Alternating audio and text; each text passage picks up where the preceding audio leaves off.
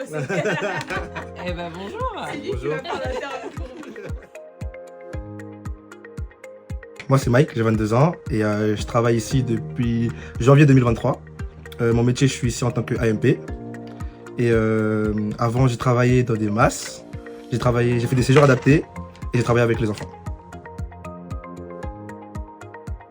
Ma mission principale ici, c'est accompagner les jeunes dans leur quotidien, mettre en place des activités, les aider dans les activités quotidiennes, prendre leur repas, prendre leur douche, s'habiller, ranger leur chambre, etc. On met aussi des activités en place par rapport à tout ce qui est éducatif dans la journée, pour qu'ils puissent un peu avoir un cursus un peu scolaire, mais par rapport à leur niveau, à leur faculté. Chaque jeune a ses activités. On peut proposer des calculs, tout comme on peut proposer des activités pour travailler la motricité fine, comme on va dire tout simplement de la pêche au canard. C'est une activité pour travailler la motricité. Et ouais, voilà, on fait à peu près ce genre de choses-là, du transvasement, tout dépend du jeune. En fait, durant la formation, on a pu voir tout ce qui était théorique. Et les formateurs nous ont aussi parlé de leur expérience. Et par contre, on n'a pas eu beaucoup par rapport aux choses qui étaient plus complexes, à la réalité du terrain en gros. Et du coup, ici, il peut y avoir des bonnes choses, tout comme il peut y avoir des choses un peu plus compliquées.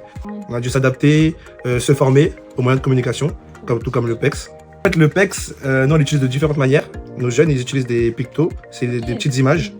Des petites images où il y a une activité ou un objet ou une demande. Ils peuvent faire des phrases avec, ou tout comme ils peuvent donner juste l'image. Tout dépend du niveau, parce que le PEX aussi, il y a plusieurs niveaux.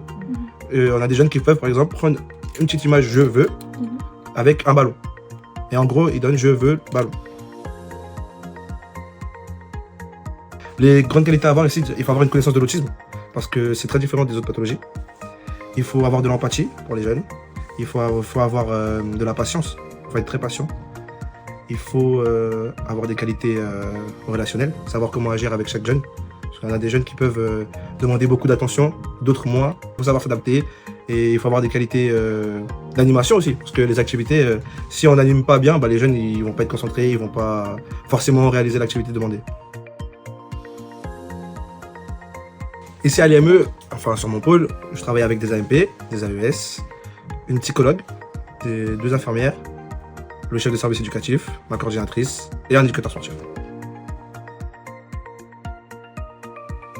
Moi, ce qui me plaît le plus dans mon métier, c'est la proximité avec les jeunes. En fait, de pouvoir voir une évolution au fur et à mesure du temps. De voir que, en fait, quand je suis arrivé, ils étaient à un certain niveau. Et de voir aujourd'hui leur niveau. Et pouvoir s'adapter à leur progression. Et pouvoir les accompagner au mieux durant toute l'année.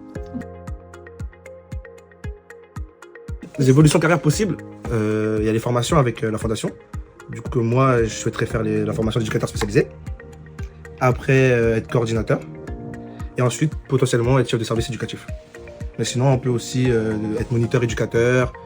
Il y a plusieurs choix possibles. Ça nous fait une très grosse cohésion d'équipe parce que chaque collègue a des connaissances différentes, a une manière d'accompagner un jeune différent. Moi, j'acquiers des connaissances grâce à mes collègues aussi. Et avec plusieurs solutions, on peut trouver la bonne solution. J'ai eu mon baccalauréat scientifique en 2020, l'année du Covid. Du coup, moi, j'étais très perdu quand j'ai eu mon bac. Je ne savais pas exactement quoi faire. Du coup, je me suis lancé dans un premier cursus universitaire. Et après, j'ai changé. Et après, j'ai commencé à travailler en tant qu'étudiant. J'ai fait du coup des séjours adaptés, etc. Et un jour, on m'a appelé ici pour faire un remplacement d'une semaine. Et en fait, quand je suis arrivé ici, j'ai directement adhéré. Je me suis senti bien, j'ai aimé le public que j'accompagne. Et du coup, j'ai voulu rester. Et la fondation m'a permis de rester du coup. Depuis, ça va faire du coup maintenant 2 ans que je suis ici. Être AES ici, c'est pouvoir avoir du coup des formations. On a plusieurs formations durant l'année sur comment mieux accompagner les jeunes. Et ça, c'est très important. Par exemple, comme je vous ai parlé, des formations sur les troubles du comportement pour mieux les appréhender, pour pouvoir du coup mieux s'adapter quand ils en ont un. Pour inciter les jeunes à venir travailler ici. Faut savoir que c'est un public très affectif. Quand on vient travailler ici, les jeunes, on est forcément liés à eux. Quand on voit leur évolution, ça fait très plaisir.